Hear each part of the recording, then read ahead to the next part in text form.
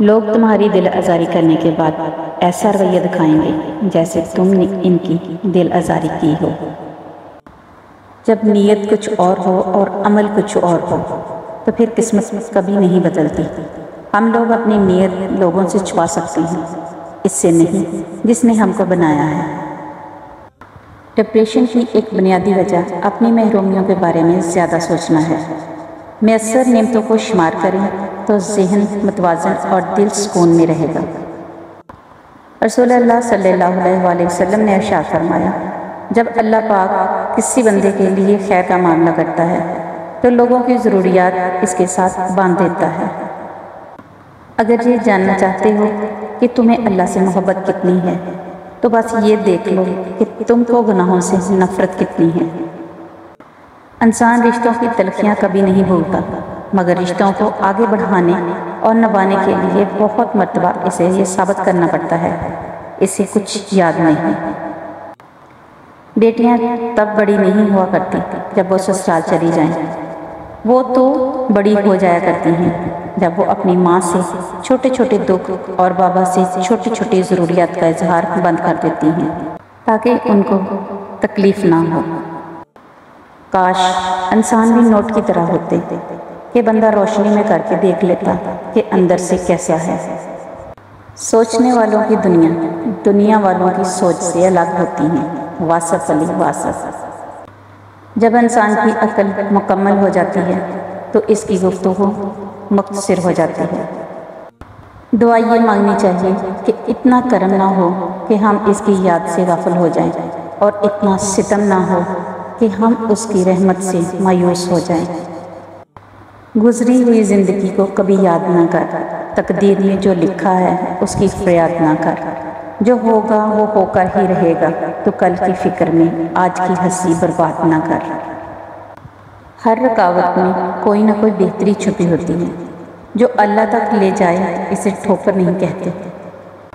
ضروری نہیں کہ کچھ غلط کرنے سے دکھ ملے، حد سے زیادہ اچھا ہونے کی بھی قیمت چکانی پڑتی ہے۔ اللہ پاک نے دنیا میں سب سے پہلے جو رشتہ بنایا وہ میاں بیوی کا تھا، اور پھر سارے رشتے بعد میں بنائے، اور پھر یہ رشتہ تو ہے ہی ایسا کہ کتنی بھی دھوپ چھاؤں آئے اس رشتے میں ایک دوسرے کے بغیر گزارا نہیں ہے۔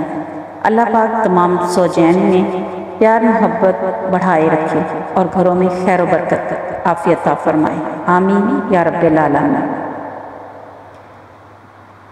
وراثت میں ملی جائیداد اور مفت میں ملی عزت بہت کم لوگوں کو راس آتی ہے۔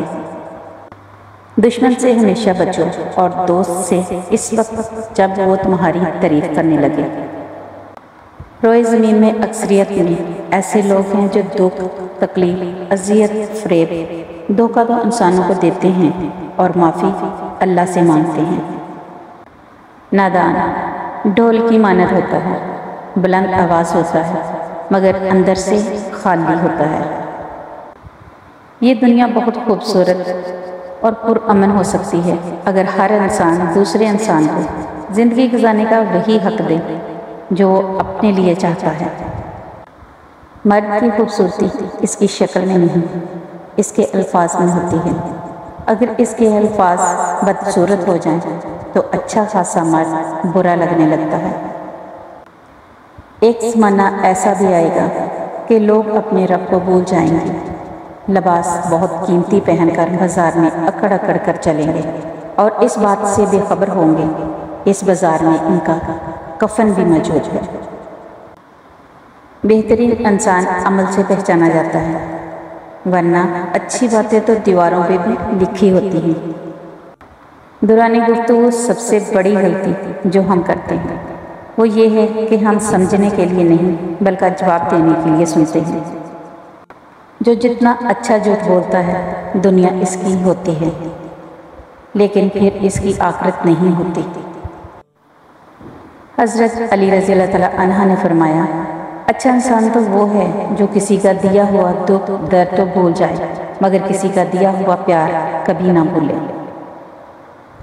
سب سے زیادہ نزدیک سے آنے والی آوازوں میں سب سے قریب ترین آواز سمیع کی ہوتی ہے، لیکن یہ آواز بہت کم لوگوں کو سنائی دیتی ہے۔ بیوی اپنے شوہر کا تھپڑ تک برداشت کر لیتی ہے، مگر شوہر اس کی اونچی آواز تک برداشت نہیں کر سکتا۔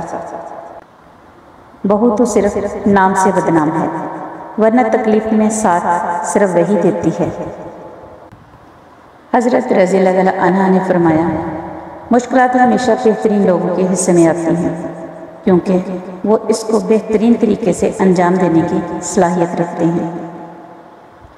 حضرت رضی اللہ عنہ نے فرمایا، کبھی بھی کسی کا دل مت دکھاؤ، ہو سکتا ہے وہ تمہیں ایسے چاہتا ہو جیسے مرنے والا زندگی چاہتا ہو۔ میرے چینل کو لائک کریں، شیئر کریں، سبسکرائب کریں۔ اللہ حافظ۔